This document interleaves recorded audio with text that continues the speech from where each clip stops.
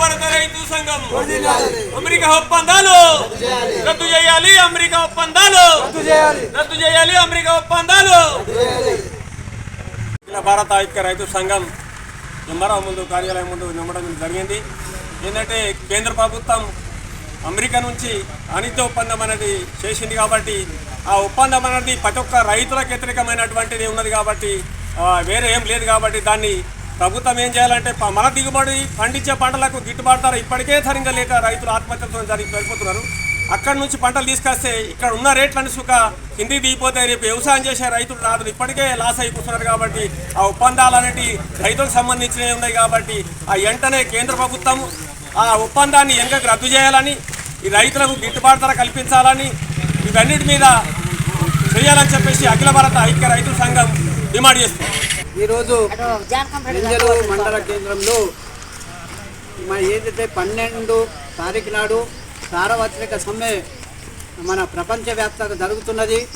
వాణిజ్య అమెరికా నుంచి ఏదైతే భారతదేశం ఒప్పందం చేసుకున్నదో వాణిజ్య పంటలు అట్లాగే 4 లేబర్ కోట్లను సుఖ రద్దు చేయాలనే ఉద్దేశంతో మొత్తం భారతదేశం వ్యాప్తంగా ఈరోజు సమ్మెలో భాగంగా ఈరోజు రింజల్ మండల కేంద్రంలో ఎంఆర్ఓ గారికి వినతిపత్రం ఇవ్వడం జరిగింది. అట్లాగే ఇక్కడ పంటలు పండిన వీటికే ధరలు లేవు, ధరలు లేక ఇప్పటికీ అనేక మంది రైతులు ఆత్మహత్యలు చేసుకుంటున్నారు. మన కేంద్రంలో ఉన్న కేంద్ర సర్కారు అమెరికా నుంచి మొక్కజొన్న కానీ సోయా కానీ పత్తి పంటలు అట్లాగే వ్యవసాయానికి సంబంధించిన అనేక పంటల్ని దిగుమతి చేసుకుంటున్నారు. ఎందుకంటే అమెరికాలో రైతాంగానికి సబ్సిడీ 50% ఇస్తే మన భారతదేశంలో రైతాంగానికి 3% మాత్రమే రైతులకు సబ్సిడీ ఇస్తున్నది.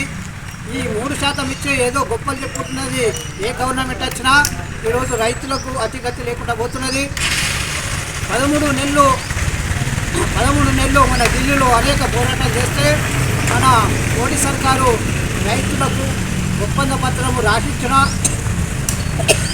పంటలకు మద్దతు ధర కల్పించాలని, అట్లాగే ఏదైతే 3 చట్టాలు తీసుకొచ్చిందో 3 చట్టాలుగా వెంట తీసుకోవాలని అనేక పోరాటాలు చేసినప్పటికీ 740 మంది రైతులు ఆత్మహత్య చేసుకున్నారు.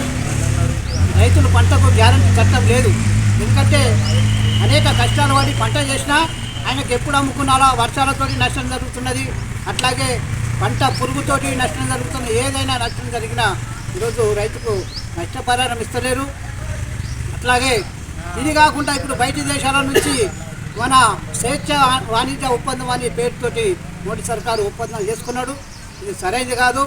ఎందుకంటే ఇక్కడ నువ్వు ఏదైనా చేస్తే పంటలకు మద్దతు ధర కల్పించాలో తప్ప బయటి దేశంలో పండిన పంటలు మన దేశంలో తీసుకొస్తే మన రైతులు పంటలు పండించి ఊలకమ్మాలా దిగాలా చేస్తారు, ఆత్మహత్యలు జరుగుతాయి. కాబట్టి ఖచ్చితంగా ఈ ఒప్పందాన్ని రద్దు చేయాలని డిమాండ్ చేస్తున్నాం.